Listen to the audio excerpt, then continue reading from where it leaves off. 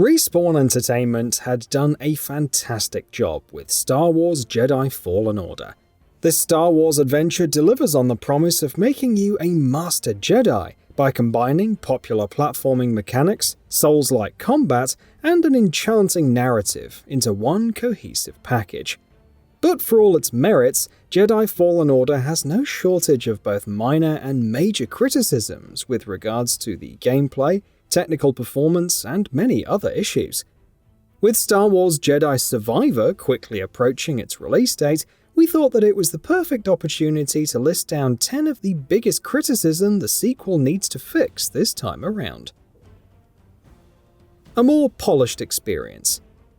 Star Wars Jedi Fallen Order was rife with all sorts of bugs and glitches at launch.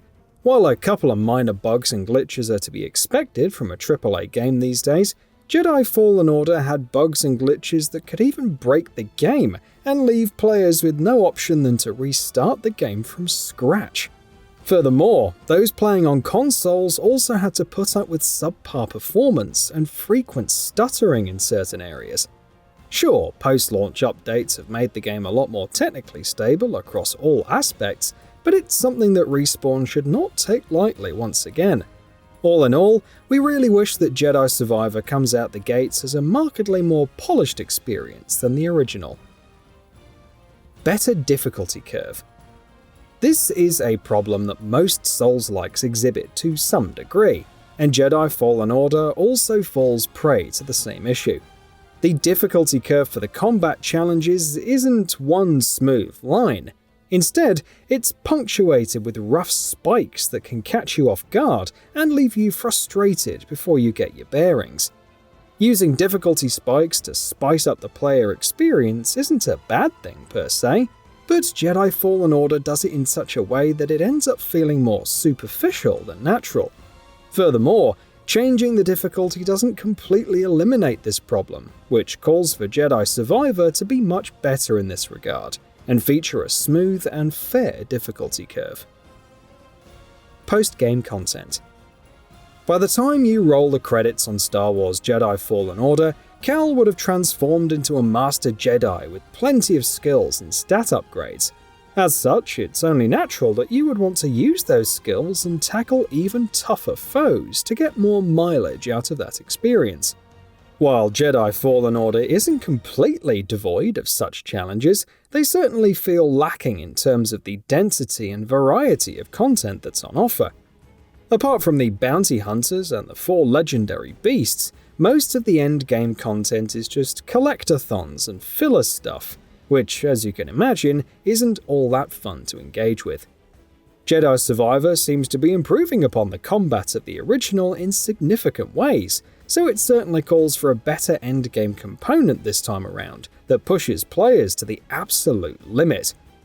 A good place to look for inspiration would be Ragnarok, where Berserker boss fights provided a satisfying challenge to work through once the narrative reached its conclusion. A better New Game Plus mode. On the topic of adding more mileage to the experience, we have to mention New Game Plus mode.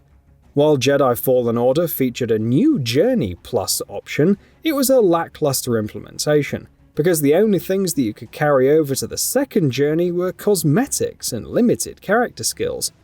All Force powers would be reset back to normal, and you had to work for weapon upgrades and skills associated with your Force abilities from scratch.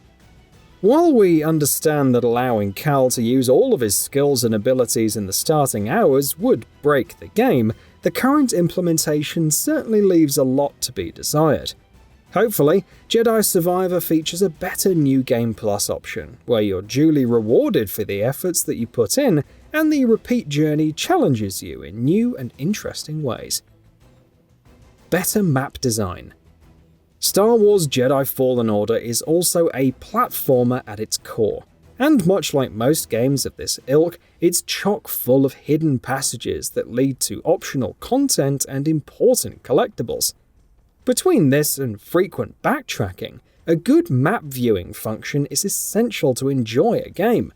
Suffice to say, the map in Fallen Order feels a hodgepodge of intertwining routes and confusing paths, which can make navigation an exercise in pain. It's one of the major criticisms of this otherwise fantastic game, and we hope the sequel pays due effort to fixing this problem with a better map viewing experience. Improved cosmetic customization. Players have the option to customize their Cal Kestis to their liking through the use of different shades for your poncho and BD1. The lightsaber modifications are pretty detailed, but on the whole, character customization does feel lacking in terms of variety when comparing it to other action-adventure games.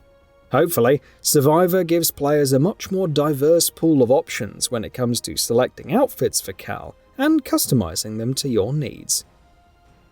Better boss fights.